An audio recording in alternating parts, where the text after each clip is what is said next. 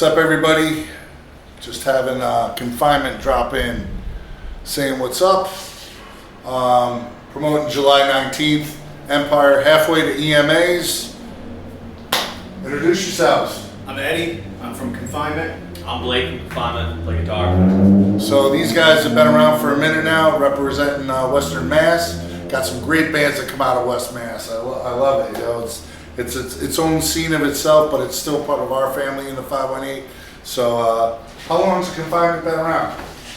We started, I don't know, we're going on 2.5, 3 years now. And we've gone through a couple different iterations of the band. Been through a lot of drummers. For some reason, drummers, right? Like, what the fuck? But we had actually our guitar player Mike. He hopped on drums now, and he's doing the thing because we just got sick of going through the motions of, all right, who's next? Who's next? Who's next? And then we picked this guy up somewhere. I don't know.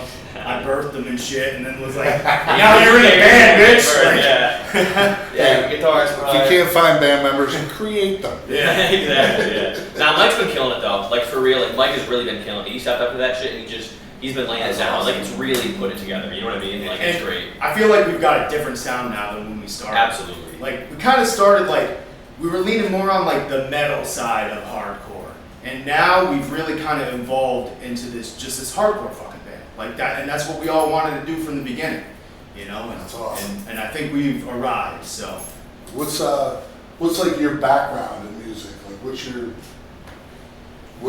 your meat and potatoes from? So I kind of grew up as like a punk rock, like grunge type. You know, I was always into that scene, and probably when I was about 14, 15 years old, I kind of got introduced to hardcore.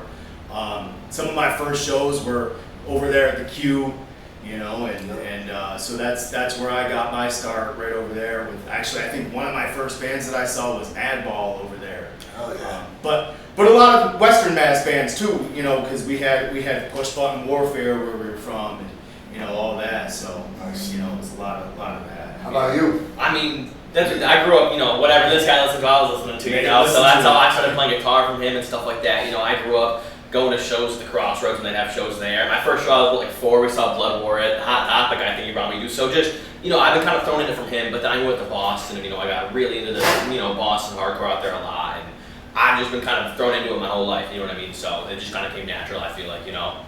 So when you guys are writing, I know like for my band, it's like the way I write is based on what I'm listening to at the moment. What's like your go-to bands? What's your go-to inspiration for when you write? Oh, that's a tough one because I just fucking love music. You know what I mean? So like I don't even necessarily, it doesn't even have to be hardcore. You know what I mean? Like I kind of pull from everything, I think, you know? And I mean, obviously I think, you know, my style is more hardcore, but you know, lyrically sometimes I might get into other things. It's not always about, you know, everything. I pull from everything. Yeah. So. Yeah, I mean, I think, you know, at least for the band, you know, I think we have a whole lot of Biohazard influence, you know, just in terms of like our gang vocals, you know, we throw a lot of that in there. It's funny because we've been hearing it a lot. Yeah. Like, dude, you guys remind me of Biohazard. Sometimes intentional, sometimes it's not, it just happens to sound like that, but, you know, Push Button. Which, I mean, I don't think we sound like Biohazard. Like, let's just put that out there right now. Like, I'm not like, you know, I'm not trying to bite that or do that, but like, I do love the gang vocals. Like, I love the backups. Awesome. You know, if I'm not singing, I want you to be singing. You know, that kind of thing. So I think that's where people kind of get that idea from. You know, because I feel like, you know, lyrics are just as much of the music experience as the actual music. And if it's not constantly flowing, then it feels empty. So I agree. So we're doing these interviews to promote July 19th, which is the halfway to EMA's Extreme Music Awards. The Extreme Music Awards, what does that mean to you, and how does it, just asking to get like an overall general opinion about the event compared to like other award shows that you may have seen or been part of? I think for me, you know, there's a lot of awards out there that are very broad Like it kind of encompasses a lot of different genres. But where this it's extreme. It's for the heavy music.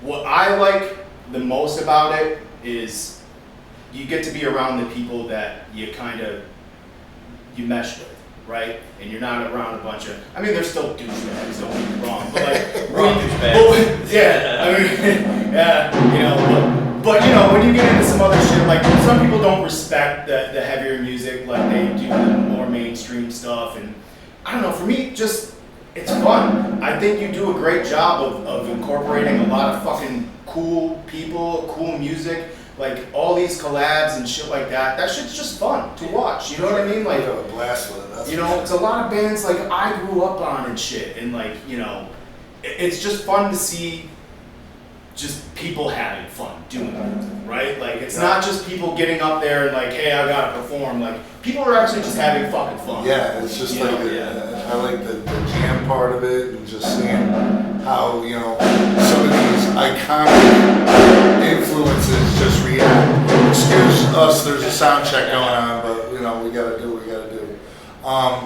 Who would you like to see as a presenter in the future? Oh, shit. I'm trying to get input from the bands. It's like, is there any areas that you haven't tapped on or tried to? It's like,